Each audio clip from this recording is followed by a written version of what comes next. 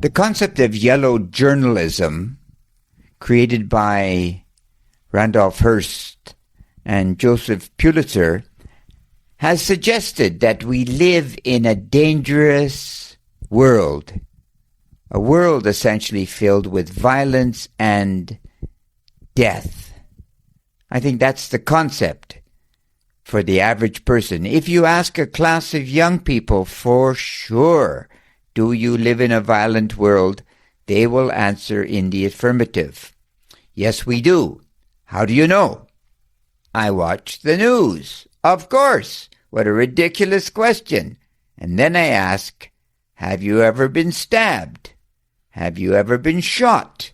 Have you ever been blown up? No, is the response. Well, then how do you know personally that it is a violent world? You don't.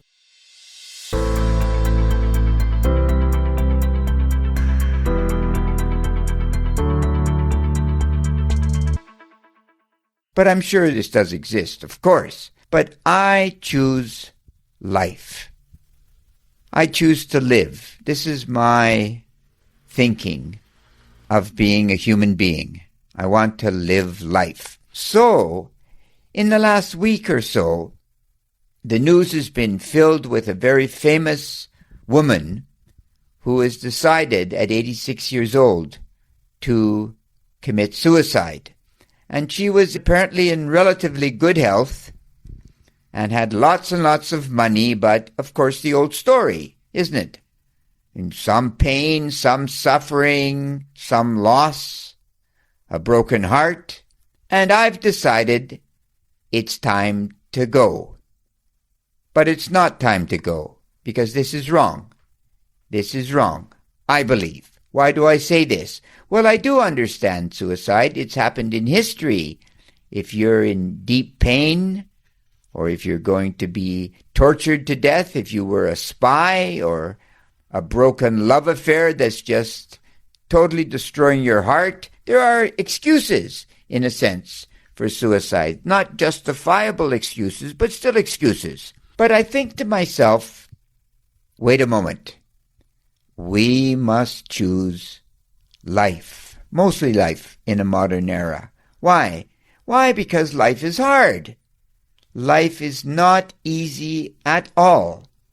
But if we want to be a moral vessel, we have to show young people, I believe, that we can overcome the hurdles and the pains that are associated with life, and we can win.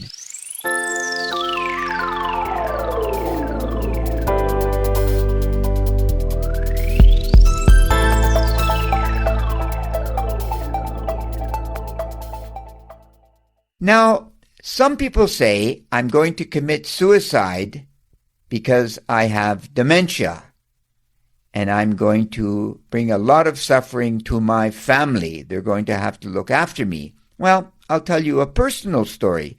My mother had dementia for the last 2 years of her life, and it was, for the family, a wonderful time, because they were able to come and visit her and sit with her. And let's be fair, my family does have some money, so one of my nieces was able to stay with her full time, and there was a caregiver, and all those things were true in that sense. But the point is that the family did not suffer because of this. It, in fact, actually benefited from the whole experience. And I think if you'd suggested at any point, let's kill the old lady, people would have been horrified. So, as you go on in life, realize that you can make this choice. And because I think if you're an older individual and you commit suicide, what are you saying to young people? Truly, what are you saying? You saying that you have some struggle and you can end life now? Well, why not struggle on and end it tomorrow or the next day or the next day? So I think the only way you can stop this nonsense, in a sense, is to say that I'm not God. I didn't choose my own life, and I will not choose my own death, for barring whatever circumstance. And then there is a caveat, however. If you want to be like a Viking and you think it's time to go, then go with some dignity. Disappear. Go into the mountains, get in a boat, drown yourself, take some pills, go away. Don't make yourself a spectacle for everyone to look at and comment on. Disappear. Disappear. Because it's just not fair. Because there are weak people in the world. Not everyone is strong, you know. There are weak people, and when they see this as an example, as a model, they easily have a tendency to copy, to emulate that behavior. And many times it's not the time for them.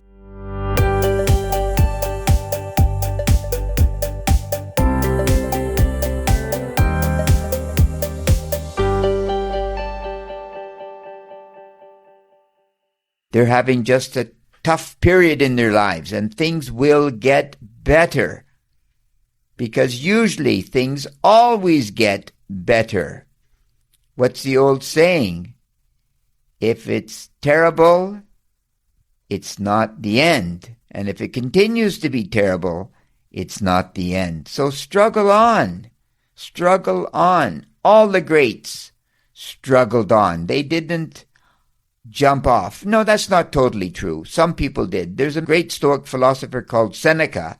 He committed suicide because he was accused of being part of a conspiracy to kill Nero. He was ordered to, and probably his family would have been tortured if he didn't. I mean, yes, there are always circumstances, but for the most part, in a modern world, no. Absolutely not. Struggle on. Choose life. Now, just to digress very quickly, there are so many stories in history of people that were at their absolute lowest ebb. Tolstoy comes to mind immediately, which I've spoken about recently in his book, A Confession. At 50 years old, he was going to kill himself. What's the purpose of life? And then he discovered that the purpose of life, in his case, was faith. And he went on to influence literally millions of people with his view on pacifism and on nature and on respect for the real God, the real interpretation of God as he saw him, etc. And there would have been no Tolstoy, the great man, if he had killed himself at 50. And he went on to live another 30-something years and produced tens of short stories and novels and pamphlets, you know. So here's one example. So choose life. Always choose life. Because if you can wake up in the morning, you always have a chance to improve. You know, when you're dead, you're not dead. You're not. You don't exist. You transcend to the fourth dimension, perhaps, to a communion with the universe, with God, but you are certainly not here. Your influence is over, because the only person I can control is me, and I'm not here. So stay unto the end. Fight on. Fight a good fight. Stay on. And you know what they say. You know what they say. Critical thinking is everything, especially when it comes to life. Choose life. Gosh. And critical thinking is great. You take care.